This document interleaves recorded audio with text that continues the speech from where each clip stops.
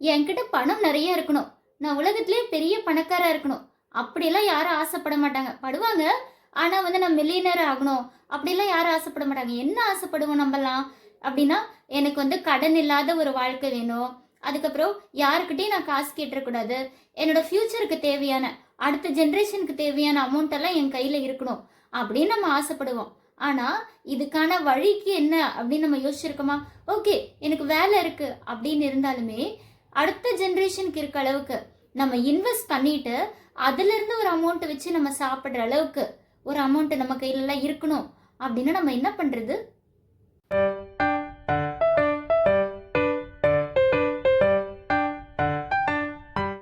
Hi, கனவுகள் மீட்படும் viewers எல்லாருக்கும் வணக்கம்.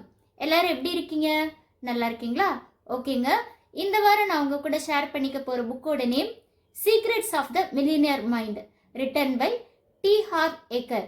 ஓகே, இதில் என்ன அப்படின்னு பார்த்தீங்கன்னா, அதாவது பணம் அப்படின்னாலே நம்ம என்ன நிறைய பேர் என்ன தாட் இருக்கோம், பணத்துக்கு ஆசைப்பட்டாலே ஓவராக ஆசைப்படுறோம் அப்படின்ற மாதிரி நிறைய பேர் சொல்லிடுவாங்க.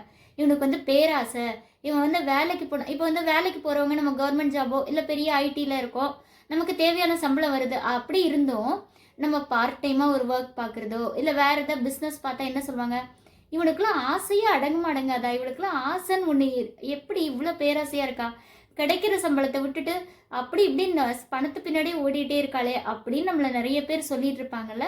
ஆனால் என்ன அப்படின்னா, எல்லார்த்து மைண்ட்லேயுங்க மணியை பற்றி ஒரு ப்ளூ பிரிண்ட் இருக்கான் சப்கான்ஷியஸ் மைண்டில். அந்த ப்ளூ பிரிண்ட்டு ஒவ்வொருத்தருக்கும் மாறுபட்டுக்கிட்டே இருக்குமா.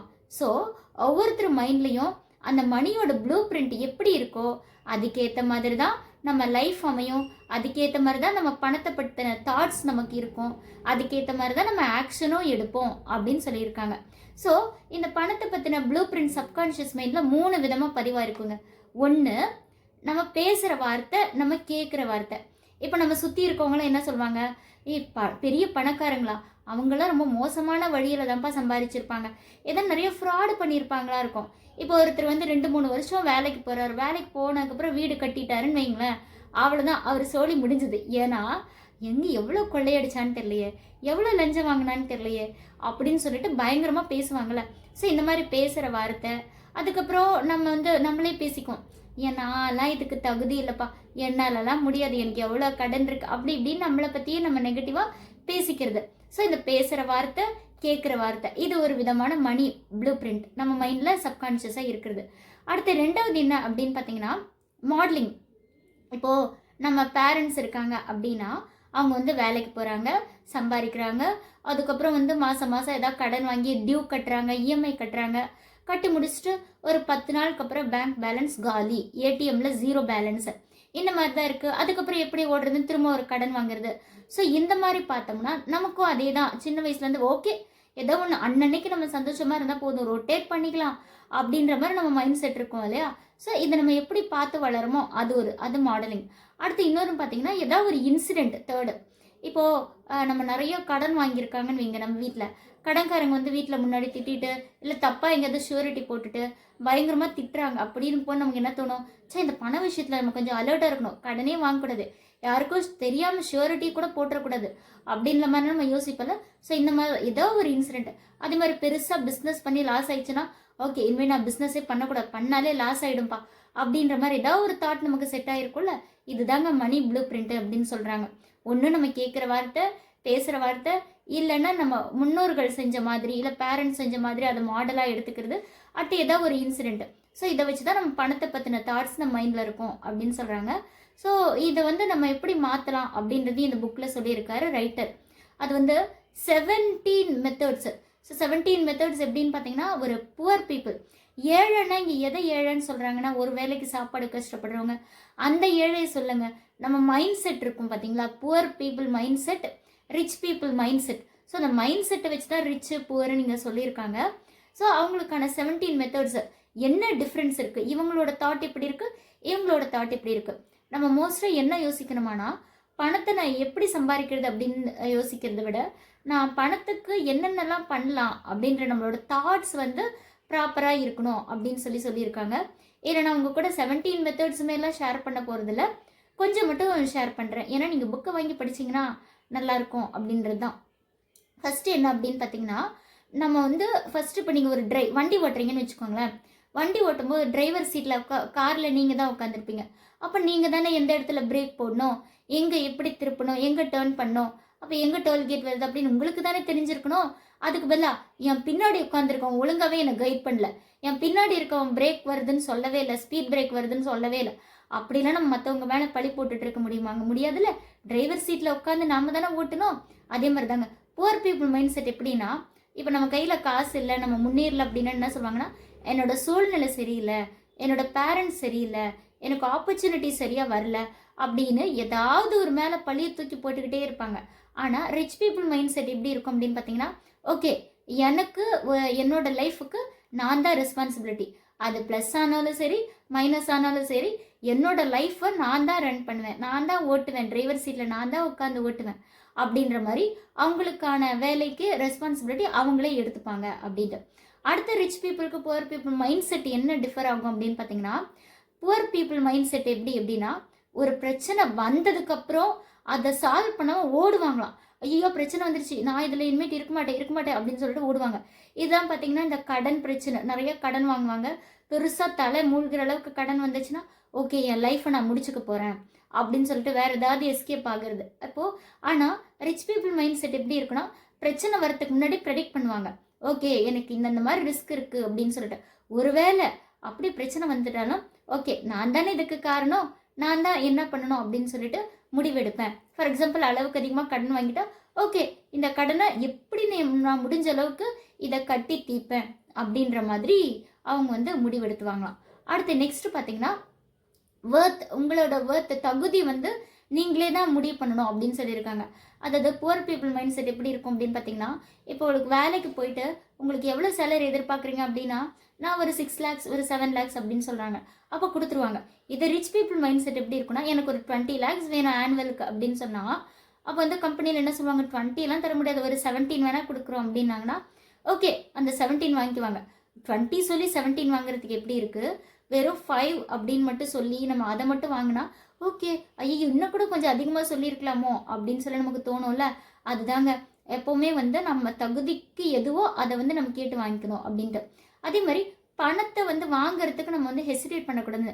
இப்போ வந்து நம்ம ஒரு வேலை செய்கிறோம், வேலை செஞ்சுட்டு இந்தாங்க உங்களுக்கு ஒரு 2000 ரூபாய் அப்படின்னு சொன்னால், ஐயோ எனக்கெல்லாம் அவ்வளோ கொடுக்காதீங்க, எனக்கெல்லாம் வேணாங்க அப்படின்னு ரொம்ப ஹம்பிள்ன்ற பேரில் ஓவராக வந்து அப்படி வேணான்னு சொன்னோம்னா கடைசி எப்பயுமே நமக்கு வரதை நம்ம வேணான்னு சொல்லக்கூடாதுன்னு சொல்லுவாங்க. இதை ரிச் பீப்புள் மைண்ட் செட் எப்படி இருக்குன்னா, ஓகே நான் செஞ்ச வேலைக்கு அவங்க கொடுக்குறாங்க, கொடுக்கட்டும், நான் வந்து இதுக்கு ஒர்த் தான் அப்படின்னு சொல்லிட்டு அதை அவங்க வாங்கிக்குவாங்க. அடுத்தது நம்மளோட டேலண்ட்டை ப்ரொமோட் பண்ணுறதுக்கு ஹெசிடேட் பண்ணிக்கவே கூடாது. இப்போல்லாம் பார்த்தீங்கன்னா, நான்லாம் ஸ்கூல் படிக்கும்போது என்னன்னா, கிளாஸில் வந்து எனக்கு ஒரு விஷயம் தெரியும் அப்படின்னு நம்ம எந்திரிச்சு நின்னோம்னா என்ன சொல்லுவாங்க மற்ற ஃப்ரெண்ட்ஸ் எல்லாம், எதுக்கு இருந்தாலும் ஓவராக சீன் போடுறா பாருங்க, தெரியும் அப்படின்னு. ஆக்சுவலாக இப்போ இருக்க உலகத்தில் எனக்கு தெரியும் அப்படின்னு சொன்னால் மட்டும்தான் இந்த உலகத்துக்கு தெரியும். யாருமே நம்மளை வந்து உனக்கு இந்த டேலண்ட் இருக்கா அப்படின்னு வந்து நம்மளை தேடி வந்து ப்ரொமோட் பண்ண மாட்டாங்க. அப்போ நாம ப்ரொமோட் பண்ணிக்கணும், ஆனால் அளவுக்கு மீறி ப்ரொமோட் பண்ணிடக்கூடாது. அது ஒரு விஷயம் இருக்குது.